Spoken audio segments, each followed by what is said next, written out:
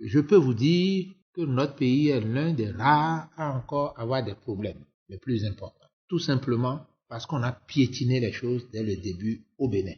Il y a certaines choses qui montrent qu'en réalité, les gens n'ont pas compris non seulement l'esprit du LMD, mais ils n'ont pas compris également l'esprit de l'enseignement supérieur privé. La première question que l'on peut se poser, c'est de savoir pourquoi l'enseignement supérieur privé.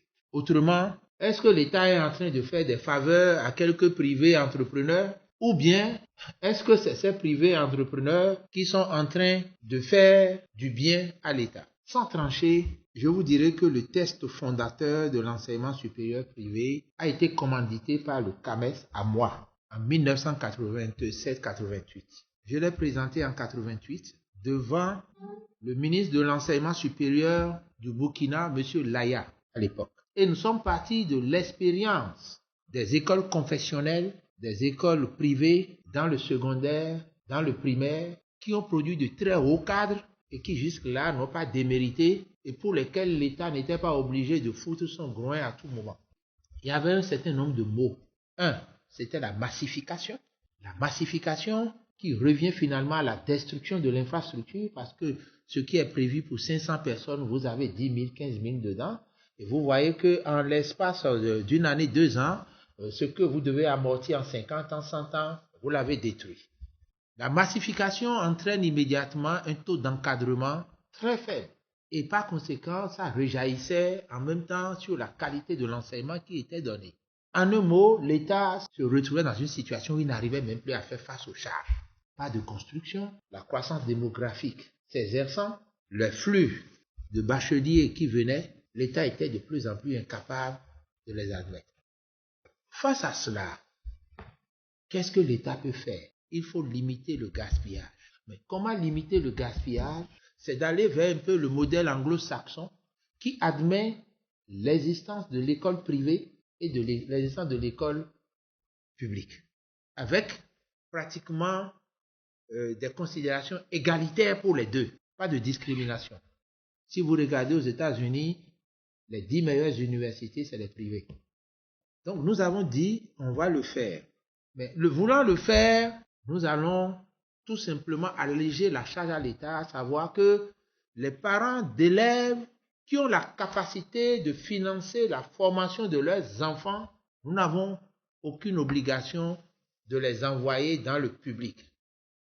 Selon ce que le Bénin a signé, que seul le CAMES est censé faire l'équivalence et la reconnaissance des diplômes pour l'ensemble des études. Donc, en réalité, le problème que vous avez aujourd'hui se résume à deux choses. Un, pourquoi l'enseignement supérieur privé? Est-ce que l'enseignement supérieur privé est nécessaire pour le Bénin? La réponse à cette question, c'est oui, c'est même vital. Mais nous l'avons créé. Mais nous avons dit à l'État également ce qui doit être son rôle. Et il ne devait se contenter que de ses rôles. Il ne devra pas faire autre chose. J'ai appris, et c'est sur ça qu'on m'a demandé d'intervenir principalement, qu'on veut organiser des examens au niveau national pour la licence et pour le master. Moi, ce qui m'étonne, c'est qu'on a mis fin en quelque sorte, sans le dire, au diplôme d'État. L'État ne garantit plus le diplôme en Europe. Le diplôme vaut par, comment on peut dire, par son opérationnalité sur le marché. L'État ne veut pas dire je garantis ça là, c'est ça. Non. C'est le marché qui détermine la valeur que l'on donne à ce diplôme. Parce que le LMD, par définition, admet la concurrence et l'innovation. On ne peut pas dire qu'on a un programme unique. À partir de ce moment, le problème, c'est de savoir qu'est-ce que l'on veut retenir comme programme unique, surtout si on dit harmonisation. L'harmonisation ne veut pas dire l'unicité. Ça veut dire convergence. Et s'il y a convergence, ça veut dire que rien n'est encore unique. Donc, qu'est-ce qu'on veut retenir comme unicité pour évaluer les gens? Première question.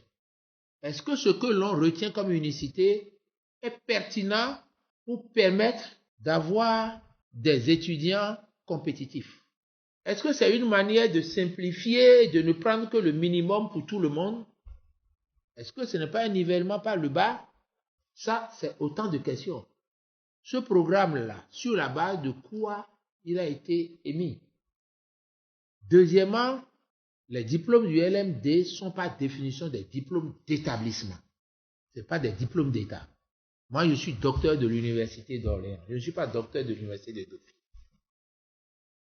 Un autre aspect que nous suggère cet examen qu'on veut faire, dans un même pays où vous avez l'enseignement supérieur public et l'enseignement supérieur privé, il ne saurait y avoir de discrimination. Cela veut dire qu'on ne peut pas passer un examen national pour certains, pendant que d'autres, c'est leur établissement qui le leur passe. Et les deux se retrouvent finalement au même niveau, au niveau de la fonction publique. Non, ça c'est une discrimination. Je ne sais pas si sur un plan constitutionnel c'est valable. Lorsqu'il y a un diplôme d'État au niveau national, ça s'applique à tout le monde. Donc, il y a une hypothèse à la base que les gens doivent vous expliquer. C'est de savoir, est-ce qu'ils veulent dire si vous êtes inférieur à l'université publique?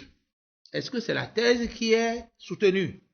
Si c'est la thèse qui est soutenue, alors là, ils n'ont qu'à organiser leur premier examen avec le public et le privé ensemble pour pouvoir prendre des données qui vont leur permettre de fonder leur décision. Et cet aspect vous confère tout simplement, veut vous confiner dans un rôle qui n'est pas le vôtre, celui d'un centre de préparation. C'est-à-dire le ministère se considère comme l'université qui délivre les diplômes. Vous n'êtes que des centres de préparation agréés. Et vous allez préparer les gens. Vous n'avez aucun pouvoir sur les étudiants et ils vont venir passer les examens. Je crois que ce n'est pas ça, l'enseignement supérieur privé. Vous n'êtes pas un centre de préparation. Vous êtes un centre autonome, doté de tous les pouvoirs pour pouvoir faire le nécessaire. Ça, c'est très important. Le fait que dans la sous-région, ça n'existe pas. Ni en Afrique centrale, ni en France, ni aux États-Unis, ni en Allemagne, ni dans un seul pays qu'on peut vous citer, vous renforce pour dire vous ne pouvez pas être des cobayes. Ce n'est pas une réforme qui est académique. C'est tout.